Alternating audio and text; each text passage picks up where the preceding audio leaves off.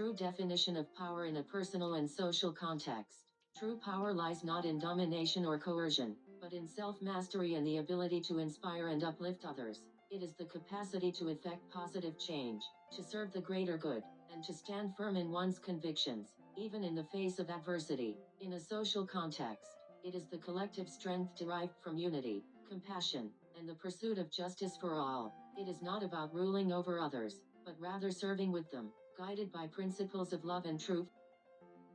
2. What are the most important personal qualities that make someone powerful? The most crucial qualities are truthfulness, upholding integrity and honesty in all actions and words; nonviolence, resisting injustice without resorting to harm or hatred; self-discipline, mastering one's desires and impulses for the greater good; humility, recognizing one's limitations and valuing the contributions of others; compassion, empathizing with the suffering of all and acting to alleviate it; courage, standing firm for what is right, even when it is unpopular or dangerous. These are the cornerstones of moral authority, the wellspring of lasting power. 3. How does confidence influence a person's ability to gain power? Confidence, born from a deep-seated belief in truth and righteousness, is essential. It allows one to speak with conviction, to inspire trust, and to lead with assurance. However, it must not be mistaken for arrogance or ego. True confidence comes from inner strength, derived from a life lived in accordance with one's principles, not from a desire for personal aggrandizement. It allows one to face opposition with equanimity and to persevere in the face of setbacks. 4. What role does knowledge and intelligence play in acquiring power? Knowledge and intelligence are valuable tools, but they must be tempered with wisdom and a moral compass. Knowledge without character can be dangerous. True power lies in using one's intellect to understand the complexities of the world, to discern truth from falsehood, and to develop solutions that benefit all, especially the most vulnerable. The intelligent use of knowledge should be used to serve, not to exploit, and to build bridges, not walls. 5. How can someone build influence over others in a natural and ethical way? Influence is best built through consistent and unwavering adherence to truth and nonviolence. One earns the trust and respect of others by demonstrating integrity, empathy, and a genuine commitment to their well-being. Lead by example. Speak truthfully, even when it is difficult. Act with compassion, even towards those who oppose you. Seek to understand different perspectives and to find common ground. Be a servant to others, putting their needs before your own. This is the path to authentic and enduring influence. 6.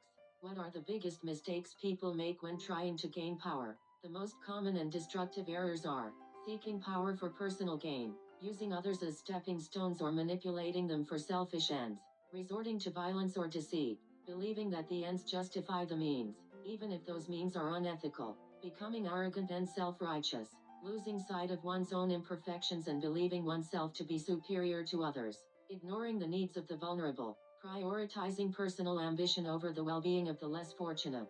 These mistakes ultimately undermine the very power one seeks to attain, leaving behind a legacy of distrust and resentment. 7. How important is emotional control in maintaining power? Emotional control is paramount. Losing one's temper, succumbing to anger or fear, or acting impulsively can erode trust and undermine one's authority. True power lies in the ability to remain calm and rational, even in the face of provocation or crisis. This requires cultivating self-awareness, practicing mindfulness, and developing the capacity to respond with compassion and understanding, rather than reacting with anger or resentment. 8. What daily habits contribute the most to becoming a powerful person? The most valuable daily habits include prayer and contemplation, seeking inner peace and clarity through spiritual practice, self-reflection, examining one's thoughts, words, and actions to identify areas for improvement, service to others, engaging in acts of kindness and compassion, no matter how small, study and learning, expanding one's knowledge and understanding of the world, physical exercise and healthy eating, maintaining a healthy body and mind. These practices cultivate inner strength, resilience, and a deeper connection to humanity, making one a more effective and compassionate leader. 9. How does strategic thinking and planning help in achieving power? Strategic thinking and planning are essential tools in the pursuit of just and lasting change. They allow one to identify goals, develop effective strategies, and anticipate potential obstacles. However, strategic planning must always be guided by ethical principles and a commitment to nonviolence. It is not about manipulating circumstances to achieve personal gain, but rather about creating a roadmap for positive social transformation, one step at a time. It also allows for flexibility and adaptation, because satyagraha has its own unpredictable course. 10. What is the easiest and fastest way to gain power without manipulation or dishonesty? There is no easy or fast way to true power that avoids ethical means. The quickest path is to embody truth and nonviolence in every aspect of your life. Dedicate yourself to serving others, especially the marginalized and oppressed. Speak out against injustice, even when it is unpopular. Be willing to sacrifice your own comfort and security for the sake of others. While this may seem difficult, it is the most direct route to earning the trust and respect of others, and to wielding the kind of moral authority that truly changes the world. This is not a sprint, but a marathon of character and service.